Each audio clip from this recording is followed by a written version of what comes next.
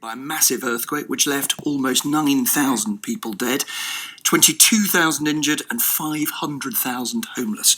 Ben Fetton was there when it happened and is a regular visitor to the country. He's the Nepal Country Director of Adam Smith International, a professional services business, and he joins us in the studio. Morning to you. Morning, Nick. Let's begin with your memories. How vivid are those memories of the earthquake when you were in Kathmandu? It's extremely vivid. I was in my office. It was just before lunch on a Saturday morning, and suddenly the building started shaking very violently.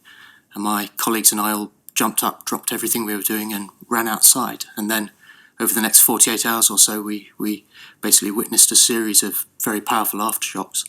And that is the key to this story in a way, isn't it? We tend to, as the news media, but we're there for the beginning, maybe the first aftershock, but they go on and on and on with devastating effect. They do. There have been something like 450 aftershocks in the last year. The most recent one was just over a week ago. So it keeps going for that long? It keeps going, and the real impact of this is a psychological one. The earthquake was in April last year. A lot of Nepalese weren't willing to sleep indoors until about August because they were so scared with these aftershocks, sometimes 2 or 3 a night taking place. And people whose houses were damaged, had cracks in their walls, were just terrified that a big aftershock would come and the roof would come in. So it means when you're visiting the country now, you're still visiting a country that is by no means back to normal. It's slowly getting back to normal, but it's certainly been a very tough year for Nepal. Yeah, and people, therefore, if they're not willing to live in their houses or can't, living in shelters or tents and so on. Exactly. The humanitarian response was quite quick, and temporary shelter was provided to most of the people that were made homeless pretty quickly.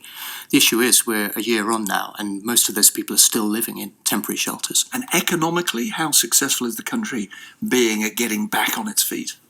The earthquake obviously had quite a big impact on the economy, but much worse was the economic blockade, which affected Nepal from September to January or February, which was a result over a border dispute between Nepal and India. And that's basically decimated Nepal's economy this year. So on the one hand, there's this continuing call for aid and reconstruction and development, and yet on the other, there's a blockade that's caused huge economic harm. Exactly. Now things that ended in February. Things are just starting to get normal again now. But as we know, it's a year since the earthquake, and it feels like it's been a very long year, I think. Now, I'm assuming you work for the Adam Smith Institute, or an offshoot of it, the Adam Smith International. Adam Smith International. It's separate from the institute. But you're not, I would have thought, ideologically that committed to huge amounts of development aid. So if you're not, what is the answer to Nepal's problems?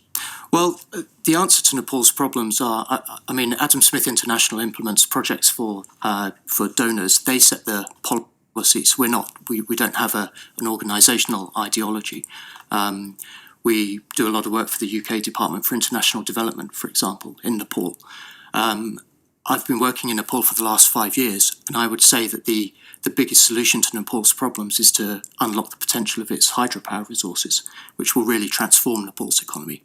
Ben Fetton of Adam Smith International, thank you very much. 6 minutes to 7.